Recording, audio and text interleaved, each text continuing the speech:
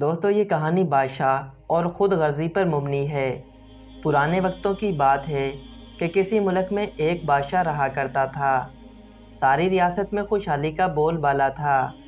بادشاہ کا ایک ہی بیٹا تھا، وہ نہایت خوبصورت اور توانا تھا۔ بادشاہ کو پورا یقین تھا کہ اس کا بیٹا اس سے بہتر ریاست کی بھاگ دوڑ سنبھالے گا۔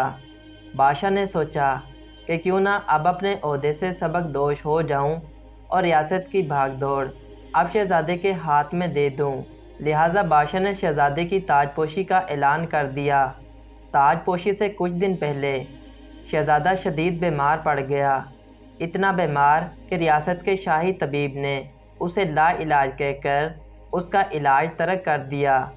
بادشاہ اور ملکہ بہت پریشان تھے کہ ایک ہی شہزادہ تھا اور وہ بھی بیمار ہو گیا، تو ہماری نسل کا کیا ہوگا، ہمارے تخت کا کیا ہوگا؟ یوں ہی وہ لوگ پریشان رہنے لگے۔ ایک دن محل کے باہر سے فقیر کا گزر ہوا۔ وہ اونچی اونچی صدا لگا رہا تھا، کوئی کسی کا نہیں، سب خود غرض ہیں، کوئی کسی کا نہیں، سب خود غرض ہیں۔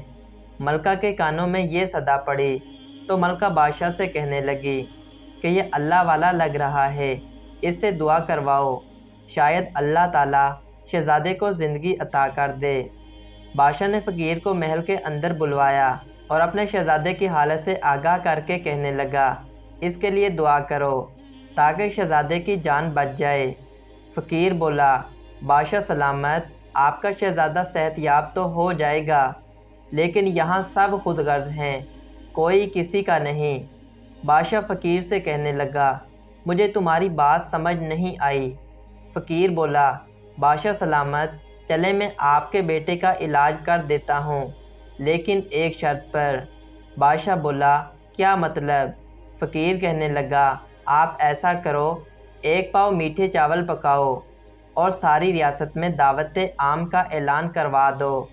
فقیر کی بات سن کر پہلے تو بادشاہ سوچنے لگا کہ کوئی دیوانہ لگتا ہے، لیکن پھر بادشاہ نے سوچا ہو سکتا ہے سچ میں کوئی اللہ والا ہو۔ لہٰذا بادشاہ نے محل میں ایک پاؤ چاول پکوائے اور دعوت عام کا اعلان کر دیا۔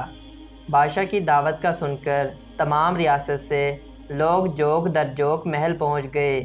فقیر نے بادشاہ کے ہاتھ سے ایک پاؤ چاول لیے اور ایک آدمی سے کہنے لگا، یہ لو چاول کھا لو، لیکن ایک بات سن لو، بادشاہ کا بیٹا بیمار ہے، یہ چاول اس کے لیے پکوائے گئے ہیں، اگر تم چاول کھا لو گے تو تم مر جاؤ گے اور شہزادہ بچ جائے گا۔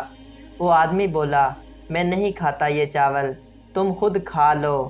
ایک ایک کر کے فقیر نے تمام لوگوں سے کہا کہ جو یہ چاول کھائے گا وہ مر جائے گا اور شہزادہ بچ جائے گا۔